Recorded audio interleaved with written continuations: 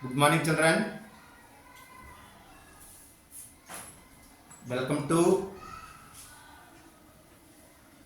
MPP School K Kothavalasa. ఈరోజు మనం profit and loss లాభ నష్టాలకు సంబంధించి ఒక సమస్యను సాధిద్దాం. ఓకేనా?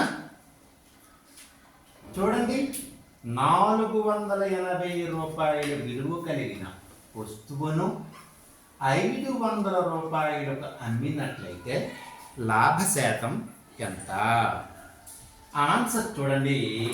ఏ 3%, బి 4%, సి 4/1/6%, డి 5%. ఇక్కడ ఏమి ఇచ్చాడు మనకి అంటే 480 రూపాయల విలువ కలిగిన ఒక వస్తువు అన్నాడంటే అది కొన్నవెలగా మనం భావించాలి. అంటే కొన్నవెల ఈక్వల్ టు 480 రూపాయలు. అమ్మిన వెల 500 రూపాయలకి అమ్మాడు. అమ్మిన వెల ఈక్వల్ టు 500 రూపాయలు. ఇక్కడ మనకి కొన్న వెల కంటే అమ్మిన వెల ఎక్కువ ఉంది కనుక కొన్న వెలకుంటే అమ్మిన వెల ఎక్కువ ఉంది కనుక మనకేమొస్తుంది? లాభం వస్తుంది. ఓకే, లాభం వచ్చింది. మరి లాభానికి సూత్రం ఏంటి? లాభం ఈక్వల్ టు అమ్మిన వెల మైనస్ కొన్న వెల.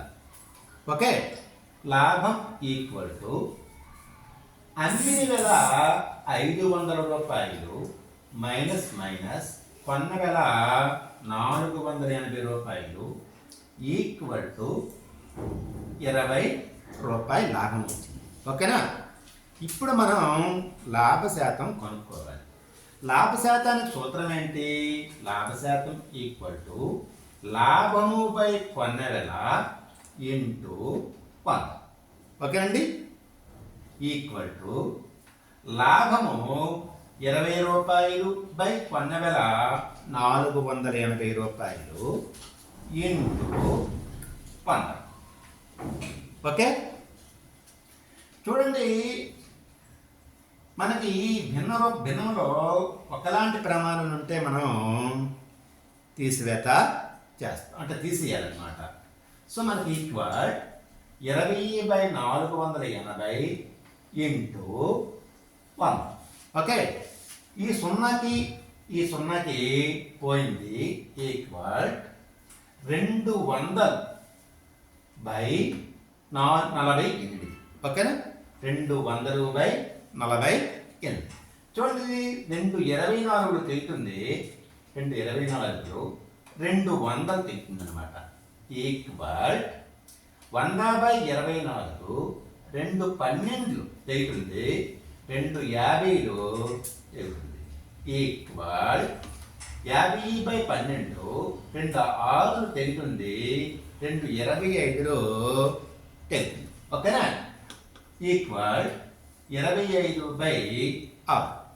ఈ 25/6 మరి తెగట కనుక మనం బాగా చేసుకుంటాం. చూడండి, 25ని 6 చేత భాగారం చేస్తాం. 6 4 24. 25లో 24 తీస్తే 1. అంటే దీన్ని ఎలా రాయాలి మనం? 4/1/6గా రాస్తాం. ఇది పర్సంటేజ్ చెప్పాలి కదా.